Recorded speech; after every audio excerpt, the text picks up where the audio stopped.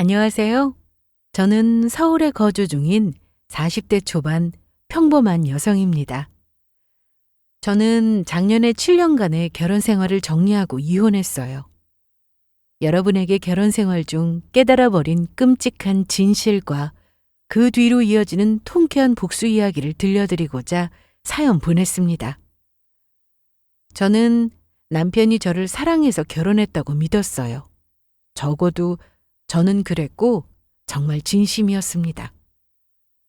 남편과 저는 연애할 때부터 서로 바쁘고 힘들어도 꾸준히 연락하고 주말마다 데이트하며 작은 것 하나에도 웃을 수 있는 우리는 평범하지만 단단한 커플이었습니다. 결혼 후에도 남편은 참 성실한 사람이었어요. 업무 특성상 주말에도 종종 회사 일 때문에 나갔고 야근이 잦았지만 가정을 위해 노력하는 남편이 든든하면서 고마웠습니다. 남편이 노력하는 만큼 나도 더 잘해야겠다고 생각했어요. 그렇게 우리는 앞으로도 서로를 배려하고 의지해 나갈 거라 여겼는데 한순간에 와장창 깨지고 말았습니다. 사람마다 표현 방식이 다른 거지 사랑하는 마음은 변하지 않았다고 믿었거든요. 그런데 그 믿은 어느 날 야근 중인 남편에게 깜짝 야식을 들고 찾아간 순간 산산조각이 나버렸어요. 그날만 생각하면 아직도 힘이 듭니다. 7년 결혼 생활을 미련 없이 정리할 만큼 정말 끔찍했고 허무한 순간이었거든요. 지금부터 그날 제게 어떤 일이 펼쳐졌는지 그리고 배은망덕한 남편에게 어떻게 복수했는지 모두 들려드리도록 하겠습니다. 그럼 제 이야기 시작할게요. 남편과 처음 만난 건 지인의 소개로 나간 소개팅 자리였습니다. 그날 저는 사실 큰 기대 없이 나갔어요. 소개팅이란 게 대부분 밥 한 끼 차 한잔하고 형식적인 인사만 나누고 끝나는 경우가 많잖아요. 한두 시간 대화하고 연락드릴게요 라는 말만 남기고 흐지부지 끝나는 경우를 너무 많이 봤거든요. 그런데 남편을 마주한 순간 제 생각이 조금씩 바뀌기 시작했습니다. 그의 표정은 따뜻했고 대화는 부드러웠으며 무엇보다 제 말 하나하나를 끝까지 들어주는 사람이었어요. 식사할 때 먼저 반찬을 챙겨주고 길을 걸을 때는 차가 다니는 쪽으로 자리를 바꿔주는 세심함까지 오랜만에 참 괜찮은 사람 같다는 생각이 들었습니다. 그날 집에 돌아오는 길에 괜히 입꼬리가 올라가더라고요. 그런 배려심 많은 모습에 제 마음이 끌렸던 것 같아요. 첫 만남부터 남편에게 호감이 갔습니다. 그리고 자상하게 챙겨주는 남편을 보면서 문득 이런 사람이랑 결혼하면 참 편안하겠다는 생각이 스쳤어요. 연애를 시작한 뒤에도 그는 한결같았습니다. 퇴근길이면 피곤할 텐데도 굳이 차를 몰고 와서 집 앞까지 데려다주고 기념일이 아니어도 작은 꽃다발이나 제가 좋아하는 초콜릿을 건네곤 했죠. 비 오는 날에는 우산을 2개나 챙겨와서 제 옷이 젖지 않게 해주고 겨울에는 손이 시릴까봐 핫팩을 쥐어주는 사람이었습니다. 연애를 시작하고 1년이 지났을 때 저는 이 사람이라면 평생 같이 살아도 괜찮겠다는 확신이 들었어요. 남편도 저와 결혼 생각에 있어서 자연스럽게 미래에 관한 이야기를 나누게 되었고 우리는 평생 함께하기로 약속했습니다. 그렇게 양가 부모님께 인사를 드린 후 본격적인 결혼 준비가 시작됐어요. 결혼 준비 과정에서도 남편은 이상적인 예비 남편이었습니다.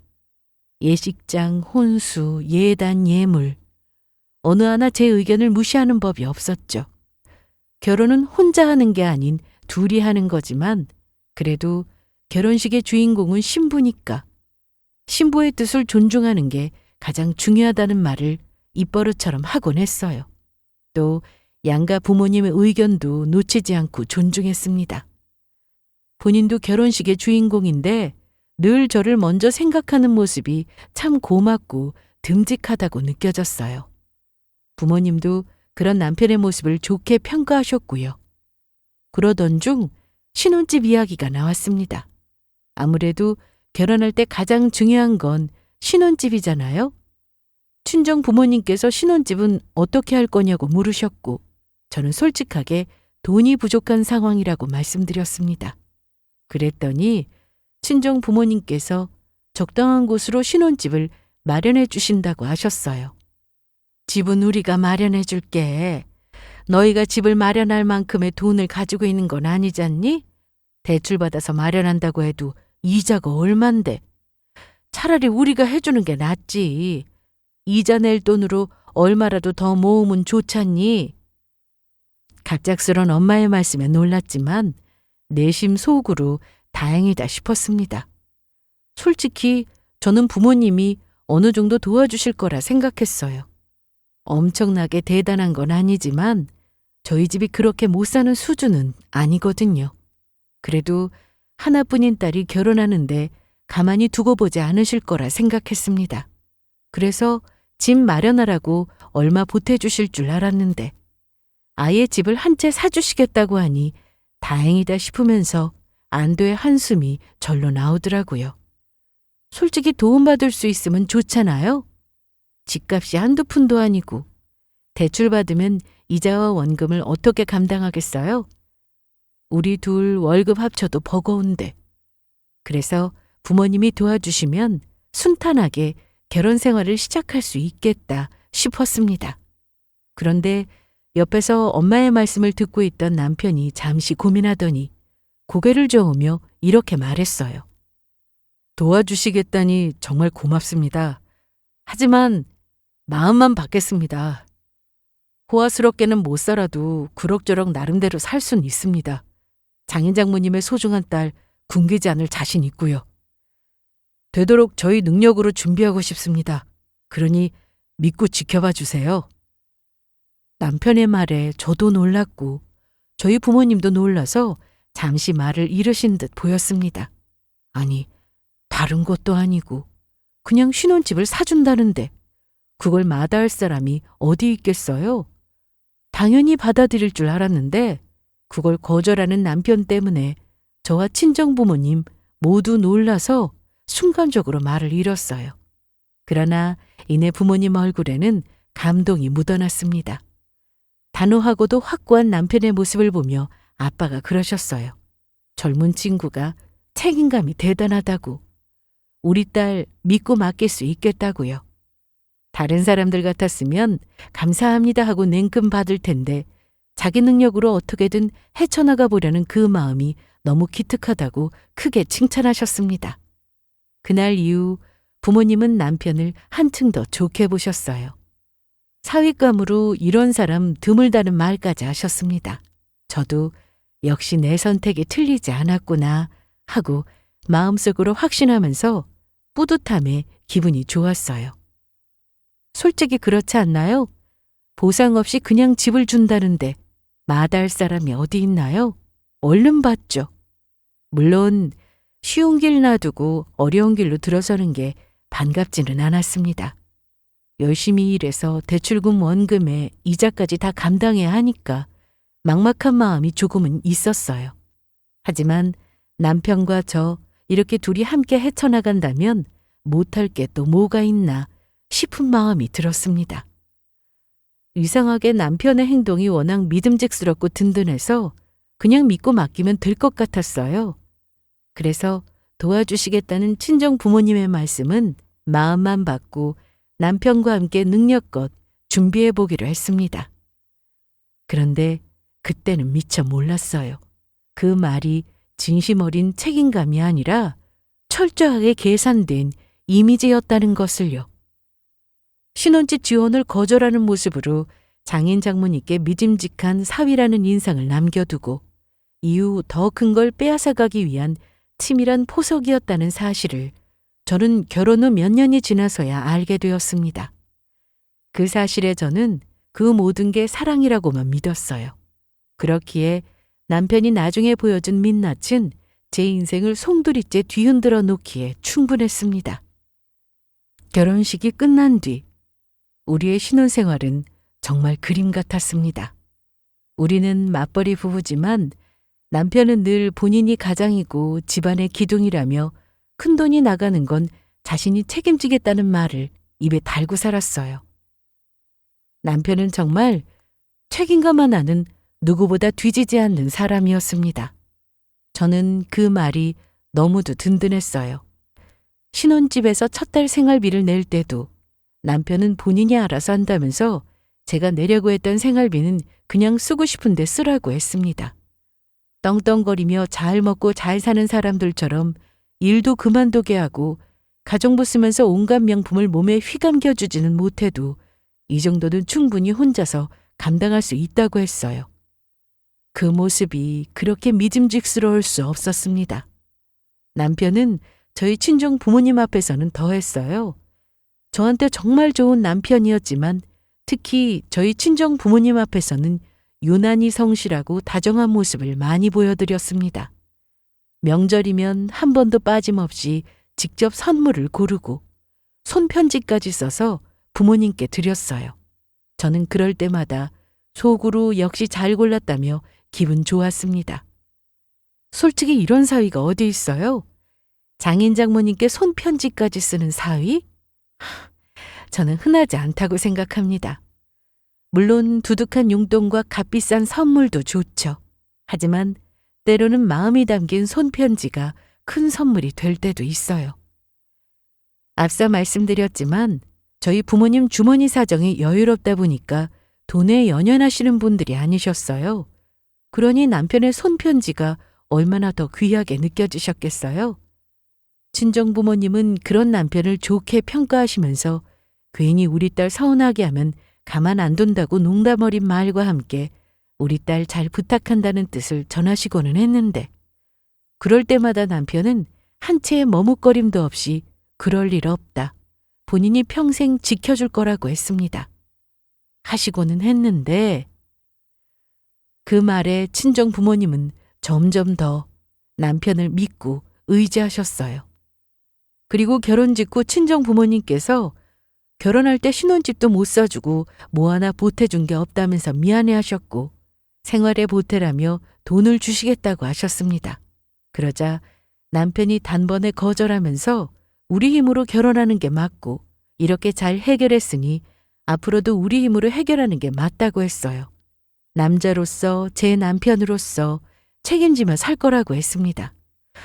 저는 순간 뭉클했고 친정부모님도 젊은 사람이 참 대단하다며 감탄하셨어요. 누구든지 쉽게 돈 벌고 싶어 하고 공짜로 들어오는 돈을 마다할 리 없는데 남편의 우직한 모습에 참된 사람이라며 크게 칭찬하셨습니다. 그날 이후 남편은 친정 부모님께 책임감 있는 사위라는 이미지도 굳어졌어요. 그런데 집에서는 아니었습니다. 친정 부모님이 없는 자리에서 남편은 조금 달랐거든요. 본인이 다 알아서 책임지겠다는 말과 다르게 생활비를 제가 다 부담하는 경우가 많아졌고 가끔은 제 카드로 몰래 결제한 내역이 찍히기도 했습니다. 남편은 됐다고 했지만 저는 그래도 다 부담하려는 남편에게 미안해서 힘이 되어주고자 제 카드를 남편 지갑에 몰래 넣어놨어요. 나중에 이를 알게 된 남편이 뭐하러 그랬냐고 했지만 제가 그렇게 하고 싶어서 했다고 혹시 필요하면 사용하라고 했습니다. 남편은 사용할 일 없지만 그래도 저를 생각하는 마음으로 넣고 다니겠다고 했어요. 결혼하고 1년 정도는 제 카드를 사용하지 않았거든요. 남자가 한번 뱉은 말이 있지 번복할 마음 없다고 더 호화스럽게 보태주지는 못할 망정 제 돈 나가게 하기 싫다던 사람이 어느 순간부터 제 카드를 서서히 쓰기 시작했습니다. 처음에는 안 쓴다더니 왜 쓴 걸까 싶었지만 제가 먼저 쓰라고 준 카드이기도 하고 왜 썼냐고 물어보기도 그래서 그냥 아무 말 안 했어요. 그동안 남편 혼자 생활비를 다 부담했었으니까 부담스러웠을 거고 이 정도는 충분히 써도 괜찮다 싶었어요. 그래서 그냥 그러려니 하고 넘겼죠. 또 부모님 앞에서 절대 다른 이의 도움 같은 거 받지 않고 우리 힘으로 살아나갈 거라고 당당히 말하던 남편이었기에 괜히 말해서 자존심만 상하게 할까 싶었습니다. 그렇게 몇 년 살다 보니까 남편의 행동이 점점 심해졌어요. 가전제품, 가구, 심지어 식료품까지 제 월급에서 충당하는 일이 많아졌어요. 그래도 저는 아무 말 안 했습니다. 왜냐하면 남편 혼자서 모든 걸 다 떠안고 가는 건 어려울 거라 판단했고, 막상 남자답게 자신이 다 알아서 하겠다고 했지만 혼자서 얼마나 힘들었으면 그랬을까 싶은 안쓰러움에 제가 할 수 있는 건 힘을 보태주고 싶었어요. 그게 부부라고 생각했으니까요. 이때는 그저 그런 마음뿐이었습니다. 지금 돌아보면 그 모든 게 다 계산된 행동인 줄 몰랐어요. 부모님께 완벽한 사위 이미지를 심어둬야 나중에 큰 것을 쉽게 받을 수 있다는 것을요. 그리고 그 계산은 생각보다 훨씬 더 치밀하고 오래 준비된 것이었습니다. 저는 아직 그 사실을 전혀 모른 채 책임감이 투철한 남편의 가면에 매일매일 감탄하며 바라보고 있었어요. 그러던 중 결혼 3년 차쯤이었을까요? 남편은 여전히 책임감 있는 가장 이미지를 유지하고 있었지만 저는 조금씩 이상한 낌새를 느끼고 있었습니다. 특히 제 카드 사용 내역서에서 출처를 알 수 없는 결제건들이 늘어나기 시작했어요. 처음엔 별로 신경 쓰지 않았습니다. 제가 먼저 사용하라고 준 카드이기도 하고 남편이 어련히 알아서 할까 싶었어요. 물론 남편은 제가 준 카드를 절대 사용하지 않을 거라고 했지만 솔직히 남편 혼자서 생활비 감당하고 이것저것 나가는 것까지 다 감당하면 얼마나 부담스럽겠어요. 내게 안 쓴다고 했지만 막상 부담되는 것들이 많으니까 어쩔 수 없이 사용했나 보다 이해하고 넘겼습니다. 괜히 남편이 민망할까봐 카드 사용한 것에 관해서 일절 모른 척했고 아무 말 안 했어요. 하지만 어느 순간 카드 사용 내역이 많아지더니 나중에는 금액도 점점 커졌습니다. 더 이상은 안 되겠더라고요. 명세서를 꼼꼼히 보니 고급 레스토랑, 호텔, 바, 심지어 명품 매장 이름도 찍혀 있었습니다. 그중 일부는 제가 가본 적이 전혀 없는 곳이었어요. 저는 결국 참다 폭발하고 말았습니다. 이게 어떻게 된 일인지 정확하게 알아야겠다는 생각이 들었어요. 남편이 자존심 상할까봐 그냥 말 안 하려고 했는데 더 이상은 그냥 넘길 수 없는 상황이 되고 말았습니다. 퇴근 후 남편이 들어오자마자 저는 명세서를 펼쳐서 식탁 위에 올려놨어요. 이거 다 뭐야? 내 카드로 이렇게 쓴 거 당신 맞아? 그게 내가 잠깐 필요해서 쓴 거야. 곧 해결할 거니까 걱정 안 해도 돼. 필요해서 쓴 거라고? 호텔 바랑 명품 가방이 당신한테 왜 필요한데? 저의 물음에 남편은 당황스러운 표정을 지으며 곤란하다는 뒷머리를 극적이다가 이내 필요해서 사용한 거다. 다 쓸만해서 그런 거다라고 이야기했고 분위기는 별거 아니라는 식으로 치부했습니다. 그 태도에 저는 점점 화가 치밀어 올랐어요. 안 그래도 말도 안 되는 카드 내역에 화가 난 상태인데 별거 아니라는 것처럼 가볍게 넘기려는 태도가 화를 더 돋구더라고요. 우리 부부는 연애 시절은 물론 결혼해서도 크게 다툰 적이 없었습니다. 무엇보다 돈 문제로 싸운 적은 단 한 번도 없었어요. 그런데 지금 뭘 잘했다고 이렇게 행동하는 건가 싶더라고요. 아니, 제가 이게 뭐냐고 따지면 어떻게 된 건지 자초지종부터 설명해야 되는 거잖아요? 그런데 그런 건 쏙 빼고 그냥 넘기려는 행동이 참 어이없었습니다. 그래서 이날만큼은 참지 못하고 남편의 잘못을 콕 집어서 이야기하며 몰아붙였어요. 당신 결혼할 때 나하고 우리 친정 부모님께 뭐라고 했어? 우리 힘으로 결혼하고 집도 우리 힘으로 마련하자고 우리 부모님 도움 일절 안 받겠다고 한 사람이 당신이야. 나는 당신의 그런 모습에 다시 한번 반했고 이 결혼 정말 잘하는 거라고 생각했어. 그런데 이게 뭐야? 그렇게 책임감 있는 척하더니 뒤로는 내 카드로 이런 데 돈 쓰고 다녔니? 죽어도 내 카드 쓸 일 없다고 큰소리 친 게 언젠데 어떻게 이럴 수 있어? 이게 책임 있는 행동이야? 남편의 태도에 제대로 화가 난 저는 결국 남편이 자존심을 건드리는 말을 내뱉고 말았습니다. 그 말을 들은 남편은 순간 표정이 굳더니 목소리를 높여서 이렇게 말했어요. 어쩔 수 없는 상황이라 그랬다고요. 뭐? 책임감 있는 행동이 어떤 건데? 솔직히 나 그동안 당신하고 장인 장모님한테 최선을 다했어. 10번 잘하고 겨우 한 번 잘못한 거 가지고 이렇게 말할 수 있어? 그냥 이유가 있어서 그랬나 보다 하고 넘길 수 있는 거잖아. 넘길 게 따로 있지. 호텔바랑 명품 매장에서 카드 긁은 남편을 어떻게 이해하고 넘기니? 그건 어쩔 수 없는 상황이라 그랬던 거야. 남편은 크게 한번 화를 내더니 결국 한숨을 쉬며 사실대로 털어놓았어요. 남편의 말은 이랬습니다. 회사 거래처 접대 자리에 참석했는데 회사 카드 한도가 꽉 차버려서 급하게 제 카드를 쓸 수밖에 없다는 겁니다. 남편 카드도 한도가 간당간당한 상태라 사용할 수 있는 카드가 제 카드밖에 없었대요. 아무래도 접대 자리인데 결제 하나 제대로 못하면 공들인 거래가 틀어질까봐 어쩔 수 없었다고 했습니다. 남편이 맡아서 하는 계약건이고 사이즈가 제법 커서 혹시라도 잘못되면 곤란한 상황이라고 했어요. 너무 늦은 시간이라 회사에 카드 한도가 차버렸다고 보고할 수도 없었고 그냥 융통성 있게 제 카드를 사용하고 나중에 회사에 영수증 처리하면 된다고 생각했대요. 회사에서 자신을 어떻게 볼지도 중요하고 거래처도 중요하기 때문에 어쩔 수 없는 선택이었다고 했습니다. 막상 제 카드를 쓰려고 꺼냈을 때 망설여지기도 했대요.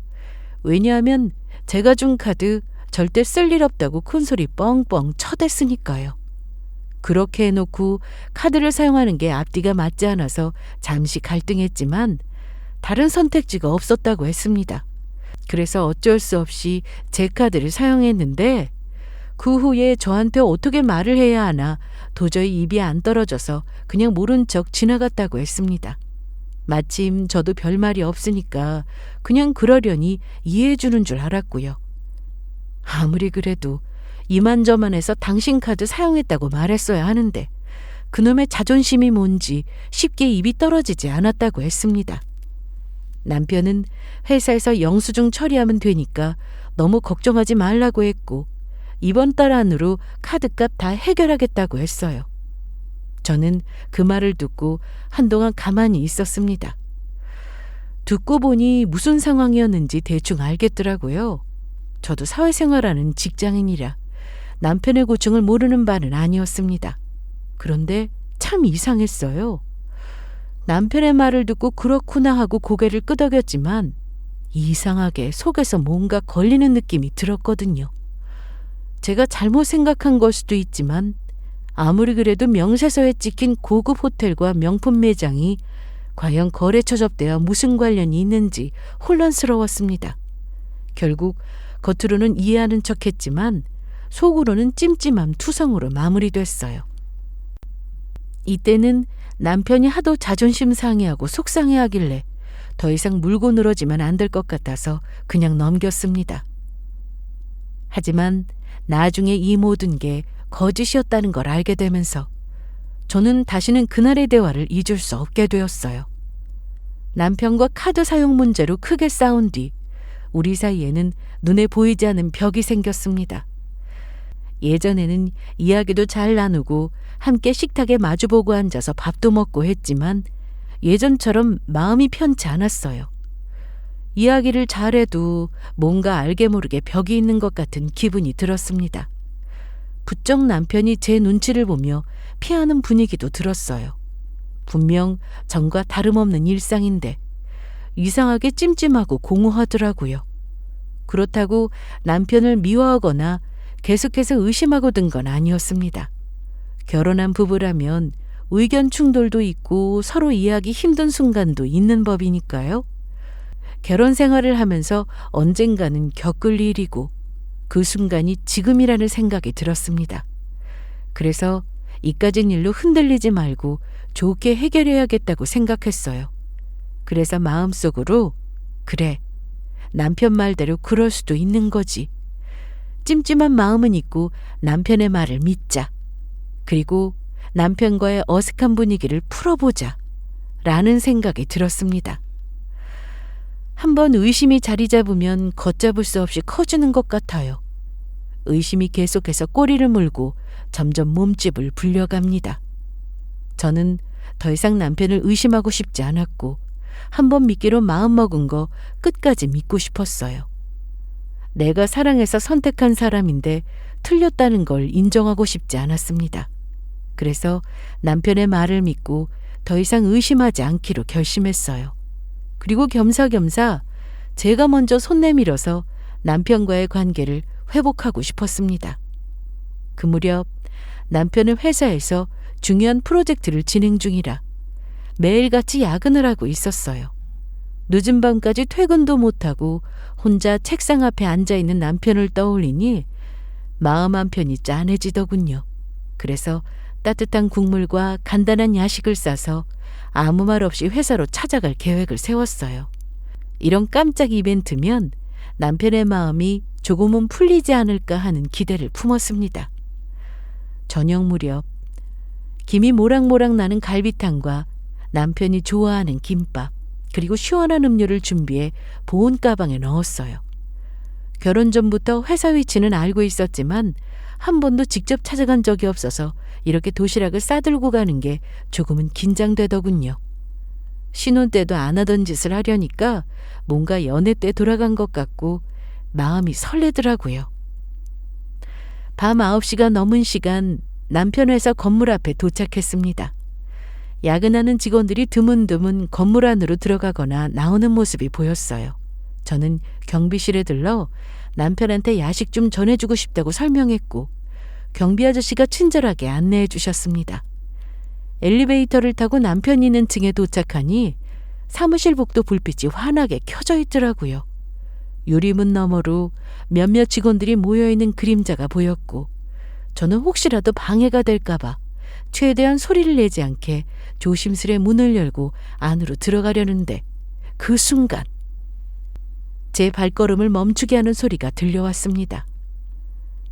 어디선가 낯익은 남편의 목소리가 들리더라고요. 제 귀에 남편 목소리가 파고들었고 이내 충격적인 내용에 저는 숨을 죽이고 유리 파티션 뒤로 살짝 몸을 숨겼습니다. 그리고 온전히 둘의 대화 내용에 집중했어요. 야, 너 진짜 대단하다. 건물만 받으면 이혼한다고? 와, 인생은 진짜 너처럼 살아야 돼. 제대로 된 한방이 있었구나. 당연하지 임마. 내가 그럼 뭐하러 결혼해서 자상한 남편인 척 사위인 척 그 연기를 떨었겠냐? 아니, 결혼 초부터 계획 세운 거야? 대체 언제부터 그런 큰 그림을 그린 건데? 결혼하기 전부터지. 누울 자리를 보고 누우라 했다고. 딱 보니까 돈 좀 있는 집안 같더라고. 그래서 이것저것 물어보니까 글쎄 장인 장모 앞으로 건물이 있다는 거야. 그래서 바로 계획을 세웠지. 그 건물 먹을 계획. 그때부터 아내하고 장인 장모한테 책임감 있는 이미지로 열심히 연기했다. 그 덕에 다들 날 좋게 평가하고 있어. 두고 봐. 나중에 그 건물 나한테 넘어올걸? 야, 그럼 건물 받으면 어쩔 거야? 어쩌기는 뭘 어째? 바로 이혼해야지. 와, 이 나쁜 자식. 부럽다 진짜. 나도 너처럼 그렇게 떨어질 콩고물이라도 있었으면 좋겠다. 둘의 대화를 듣고 손에 들고 있던 보온 가방이 묵직하게 내려앉는 기분이 들었습니다. 제 심장은 요동쳤고 귀에서 뜨거운 피가 솟구치는 것만 같았죠. 그리고 남편의 한마디가 귓가에서 계속 메아리 쳤습니다. 건물만 받으면 이혼한다. 그 말이 몇 번이고 칼날이 되어 제 가슴을 마구 찌를 것 같았어요. 야식을 전하려던 손은 땀으로 미끈해졌고 심장은 고막을 찢을 듯 요동쳤습니다. 가슴이 갈갈이 찢기는 고통에도 저는 어떠한 행동도 하지 못하고 그저 숨죽여 고통을 삼켜야 했어요. 이런 제 심정도 모르고 남편은 계속해서 저를 난도질해대는 말을 늘어놓았습니다. 자신은 한 여자만 보고 사는 거 죽어도 못하는데 그놈의 건물이 뭐라고 저랑 결혼해서 지긋지긋한 생활을 유지하고 있는 거라고, 건물만 받으면 바로 이혼할 거라고, 이런저런 여자들 다 만나고 다니면서 자유롭게 살 거라고 했어요. 그 말에 저는 순간적으로 눈앞이 하얘지고 다리에 힘이 풀리는 것 같았지만 가까스로 몸을 챙겼습니다. 몇 년간 믿고 사랑했던 사람이 이렇게 뻔뻔하게 내 가족을 이용하고 있었다니. 결혼을 결심하게 만든 그 모든 책임감 있는 말과 신뢰받는 사위의 모습이 다 연기였다니. 건물 한 채를 노린 치밀한 계산이었단 걸 깨달았어요. 야식 가방을 들고 있던 제 손이 덜덜 떨렸습니다. 마음 같아서는 지금 당장 뛰어들어서 그게 무슨 소리냐고, 그동안 쇼하면서 나와 우리 부모님을 가지고 논 거냐고 소리치고 싶었지만 꾹 참았어요. 진짜 그놈의 역겨운 면상을 다 쥐어뜯고 싶은 마음이 굴뚝 같았는데 한순간의 감정을 참지 못해서 풀어내는 게 맞는 걸까 하는 혼란스러움에 주춤했습니다. 머릿속이 복잡하게 돌아가다가 어느 순간 이성적인 결론을 내렸어요. 또렷한 하나의 생각이 딱 중심에 자리 잡더라고요. 그게 뭐냐고요? 바로 복수였습니다. 남편이 너무도 괘씸하지만 분명한 건 이렇게 분풀이하고 끝내면 안 된다는 거였어요. 남편이 원하는 건물이고 뭐고 절대로 그의 손에 들어가게 두지 않겠다고 마음속으로 다짐했습니다. 그래도 하늘이 도왔다고 생각했어요. 친정부모님의 건물이 자칫 잘못하면 남편한테 넘어갈 수도 있는 거였잖아요. 그러기 전에 시커먼 꿍꿍이를 알게 됐으니 어쩌면 잘된 일이라 생각됐습니다. 다행히 친정부모님의 건물을 지킬 수 있게 됐지만 그동안 저 인간한테 노란한 걸 생각하면 분노가 치밀어 오르더라고요. 그렇게 저는 그 자리에서 바로 복수 계획의 밑그림을 그리기 시작했습니다. 남편은 전혀 눈치채지 못한 채 여전히 동료와 웃으며 대화를 이어갔고 저는 조용히 발걸음을 돌려 회사 건물을 빠져나왔습니다. 문을 나서는 순간 한겨울 밤 공기가 제 뺨을 세차게 스쳤지만 그보다 더 차갑고 서늘했던 건 제 마음이었어요. 집으로 돌아가는 내내 회사에서 들은 대화가 머릿속을 떠나지 않았습니다. 남편의 목소리, 동료의 비웃음, 그리고 건물만 받으면 이혼이라는 결정적인 한마디. 그날 밤 저는 단 한숨도 자지 못했어요. 끔찍한 사실을 알게 되었는데 어떻게 잠이 올 수 있겠어요? 분통 터져서 잠이고 뭐고 미칠 노릇이었습니다. 한참을 울고불고 퍼붓다가 어느 정도 감정이 정돈되자 침대에 누워 천장을 보며 곱씹었어요. 이 결혼이 다 계획된 사기극이었다면 나도 그에 맞는 대가를 치르게 해야겠다고요. 다음 날 저는 아무렇지 않은 얼굴로 아침 식탁에 앉았습니다. 남편은 평소처럼 웃으며 커피를 마셨고 저는 속으로 그 역겨운 얼굴을 바라보며 그래 웃어라. 웃을 수 있을 때 실컷 웃어둬라 라고 생각했습니다. 그리고 그 후로 저는 조용히 움직였어요. 남편이 제 카드로 사용한 거래 내역과 공동으로 관리하는 통장을 살펴보며 증거로 남길 수 있는 건 남기고 정리할 건 정리하고자 했어요. 또 부모님께 직접 알리기 전에 변호사 상담부터 받았습니다. 변호사 말로는 남편의 잘못으로 이혼이 성립된다는 거였어요. 남편이 결혼 초부터 재산을 노리고 계획적으로 접근했음을 입증하면 재산 분할에서 유리하게 가져갈 수 있습니다. 변호사의 말에 제 아내 결심은 더욱 굳어졌습니다. 하지만 문제는 증거였어요. 남편이 친정부모님의 건물을 노리고 저와 결혼했다는 결정적인 증거가 없었습니다. 그걸 제대로 입증해야 저한테 유리한데 말이에요. 그래서 어떻게든 증거를 손에 넣어야겠다고 생각했어요. 증거가 없다면 만들어야만 했습니다. 이 모든 걸 진행하는 동안 저는 평소보다 더 다정하게 굴었어요. 남편은 제가 여전히 사랑하고 있다고 믿었는지 경계심 하나 없이 생활했고 저랑 싸웠던 일이 조금은 풀어졌는지 다시금 편해진 모습을 보였습니다. 저는 그게 오히려 고마웠어요. 경계할 틈을 주지 않는 게 제 계획의 첫걸음이었으니까요.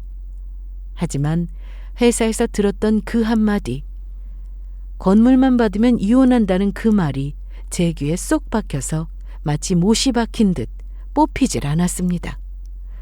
남편을 평소처럼 대하면서도 제 머릿속에는 그 말이 반복되어 재생됐어요. 처음 내게 온 건 호기심과 사랑이었겠지만 어쨌거나 결혼을 결심한 계기가 돈을 목적으로 두고 벌인 계산이었습니다. 남편의 얼굴을 마주보기 참으로 힘들었지만 남편이 내게 그러했듯 저도 다정하고 착한 아내인 척 마치 연극 무대 위에 오른 배우처럼 남편을 한없이 사랑하는 아내 역할을 완벽히 소화했어요. 연극이 끝나는 순간 커튼콜 대신 이혼 서류를 내밀 거라는 생각을 하면서요. 그렇게 증거를 손에 넣기 위해 노력하던 어느 날 한계에 부딪히고 말았습니다. 다른 증거는 확보할 수 있다고 해도 결정적으로 우리 부모님의 재산을 노리고 결혼했다는 증거를 확보하기가 어려웠어요. 그래서 고민 끝에 남편의 동료를 몰래 찾아갔습니다. 저 좀 도와주세요. 남편이 우리 친정 부모님 소유로 된 건물을 노리고 나와 결혼했다는 증거가 필요해요.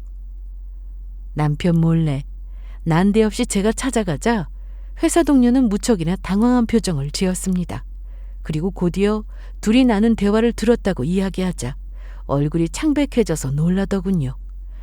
무슨 귀신이라도 본 것처럼 제 눈도 똑바로 못 마주치고 피했어요.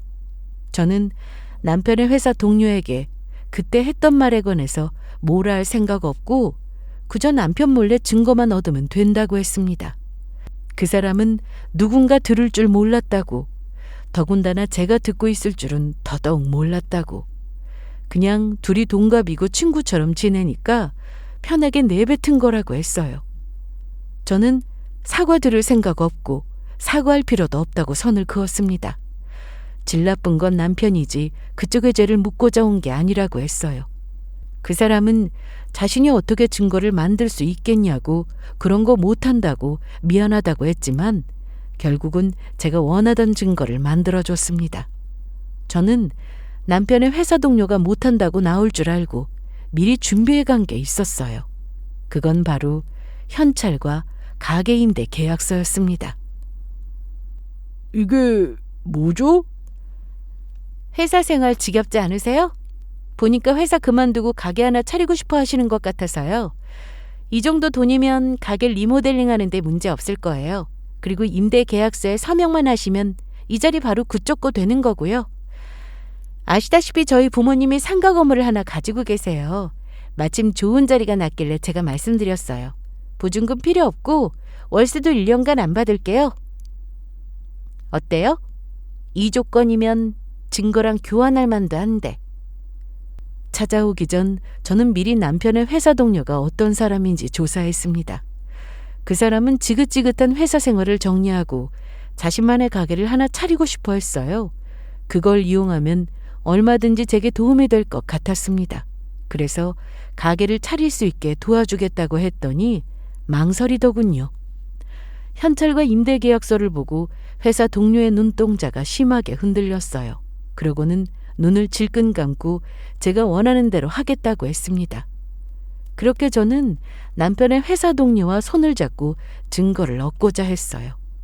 회사 동료는 저와 계획한 대로 남편에게 일부러 우리 친정부모님의 건물을 이야기하면서 다시 한번 계획적으로 결혼한 것이라는 내용의 대화를 나누었고 그걸 녹음해서 제게 넘기겠다고 했습니다. 이혼할 때 증인으로 나서줄 것도 약속했고요. 얼마 후 남편의 동료에게서 녹음 파일을 건네받는 순간 제 손이 약간 떨렸습니다. 작은 USB 하나였지만 제겐 인생을 송두리째 바꿔줄 무기였으니까요. 그 안에는 남편이 직접 입으로 내뱉은 말들이 고스란히 담겨 있었습니다. 처가 건물만 받으면 이혼한다. 책임감 있는 척 연기한 건 건물을 받기 위해 계획적으로 움직인 거라는 말이 담긴 증거물을 확인하고는 드디어 이 지긋한 결혼 생활을 마무리할 때가 왔구나 생각했어요. 증거와 증인이 완벽하니 이혼하는 데 있어서 큰 문제가 없겠더라고요. 증거가 확보된 지금 제가 할 일은 3가지였습니다.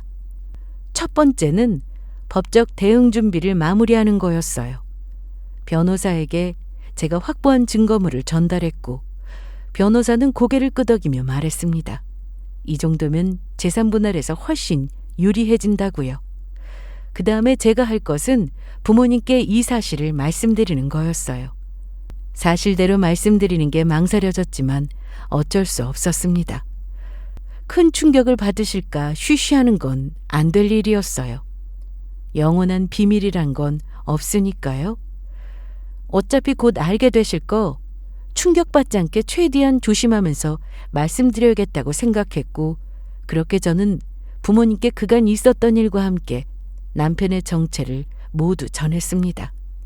역시나 친정부모님은 믿고 의지하던 사위에게 배신당했다는 사실에 큰 충격을 받으셨지만 이내 진정된 모습으로 제 이혼을 적극적으로 도와주셨어요. 부모님은 나약하신 분들이 아닙니다. 단단하신 분들이라 충격을 받아도 이겨내실 거라 믿었어요. 하지만 그 과정에서 부모님을 지켜보며 죄송스러운 마음을 지울 수 없었습니다. 비록 제 잘못은 아니지만 그래도 이런 일을 겪게 해드려서 참 죄송하더라고요. 저는 부모님께 너무 죄송스러웠고 부모님은 이런 저를 안쓰러워하셨습니다. 서로를 걱정하며 남편에게 복수하고 일을 잘 마무리하자고 이야기 나눴어요. 그렇게 부모님 일을 잘 해결됐고 마지막으로 제가 해야 할 일은 남편이 방심하도록 유도하는 거였어요.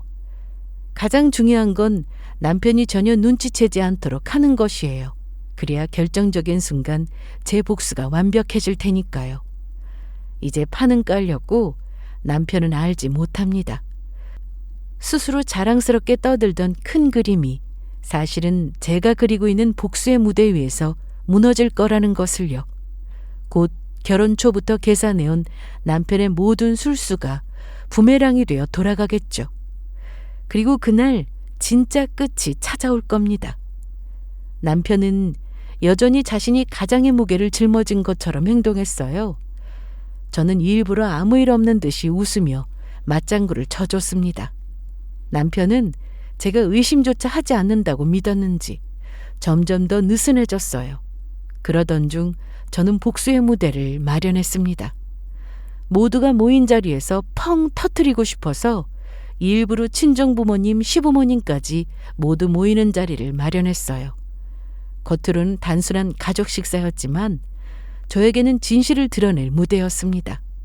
저는 미리 변호사와 함께 준비한 녹음 파일, 문자 기록, 카드 내역을 모두 정리해 두었습니다. 그날 모두가 식탁에 둘러앉아 평범한 대화를 나누던 중 저는 태연하게 USB를 꺼내 레스토랑 직원에게 부탁해 화면에 연결해달라고 했어요. 잠시 후 레스토랑 벽면의 큰 화면에 남편의 목소리가 울려 퍼졌습니다. 건물만 받으면 이혼한다니까. 그 집안 재산 다 내가 손에 넣을 거야.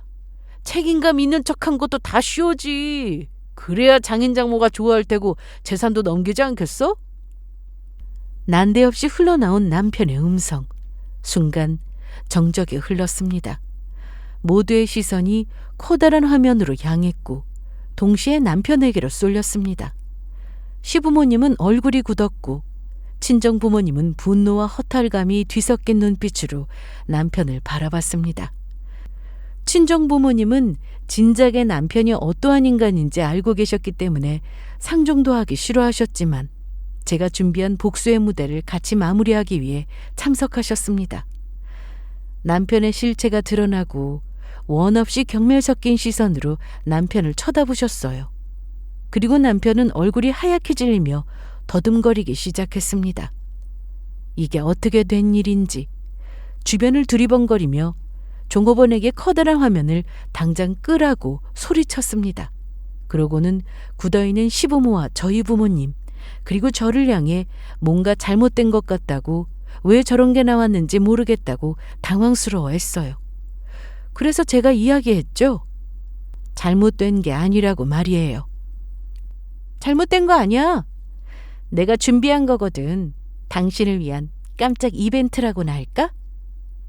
뭐? 크게 놀란 남편은 저를 물끄러미 쳐다보며 넉나간 표정을 지었고, 저는 그런 남편에게 어떻게 된 일인지 자초지정을 설명했습니다. 밤늦게까지 야근하며 고생하는 널 위해 야식을 챙겨갔고, 그날 회사 동료와 나누는 대화를 듣게 되었다고 말이에요. 그래서 너의 실체를 다 까발리기 위해 열심히 모은 증거라고 했더니 남편은 말을 더듬거리며 어떻게든 해명해 보려고 했습니다. 그건 농담이었어. 진심 아니야. 그냥 동료랑 농담처럼 주고받은 말이야. 믿어줘. 남편은 진심이 아니었다고 저와 모두에게 해명했지만 반응은 싸늘하기만 했습니다. 남편의 변명이 전혀 통하지 않았어요. 친정부모님은 계속해서 괘씸하게 쳐다보셨고, 시부모님까지 아무런 말씀 없이 침묵으로 분위기를 무겁게 만드셨습니다. 저는 그런 남편에게 농담처럼 주고받은 말치고는 너무 구체적이지 않냐고 했어요. 그리고 회사 동료를 이용해서 증거를 수집할 때 알게 된 사실인데, 제 카드를 사용한 이유가 회사 접대 때문에 어쩔 수 없이 사용한 거라고 했잖아요. 알고 보니 제 카드를 긁은 날 거래처 접대 같은 건 없었습니다. 그냥 본인 카드 한도가 막혀서 제 카드로 막 쓰고 다니며 흥청망청 논 거였어요. 그래서 그것도 같이 이야기하면서 이렇게 날 속인 인간이 무슨 농담이라는 말을 하고 앉아있냐고, 그 말을 누가 믿어줄 것 같냐고 했습니다.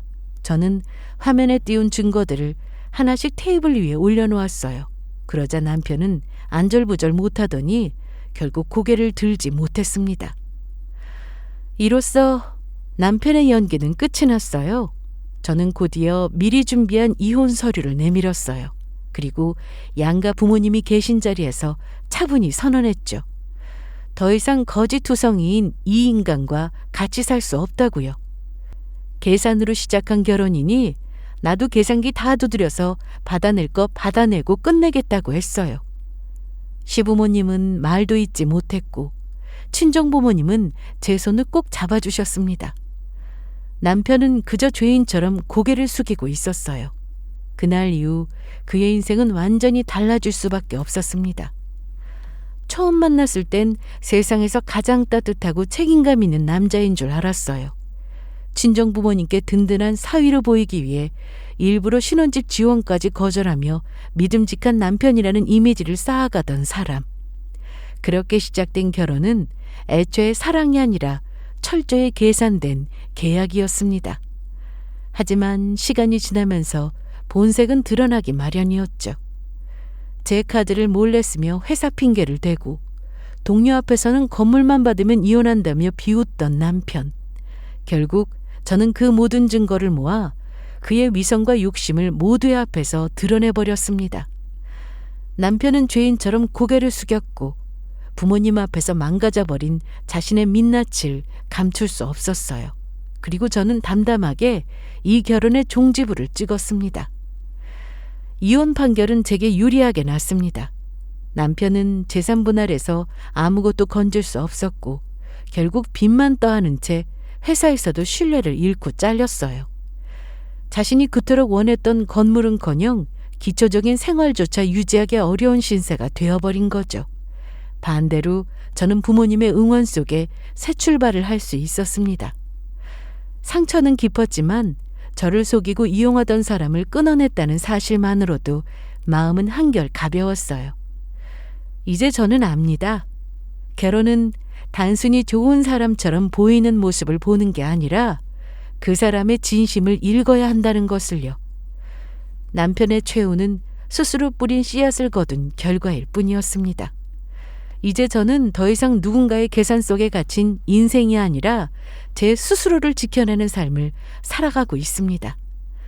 사랑이라 믿었던 것이 거짓이었다는 사실은 아프지만 그 덕분에 저는 더 단단해졌습니다. 결혼이란 결국 두 사람이 서로를 진심으로 존중할 때만 유지될 수 있다는 걸 이번 일을 통해 절실히 깨달았습니다. 저는 이제 앞에 놓인 새로운 길을 향해 나아가려 합니다. 뒤돌아보지 않고 오직 저를 위한 삶으로요. 그럼 지금까지 저의 긴 사연을 들어주셔서 감사합니다.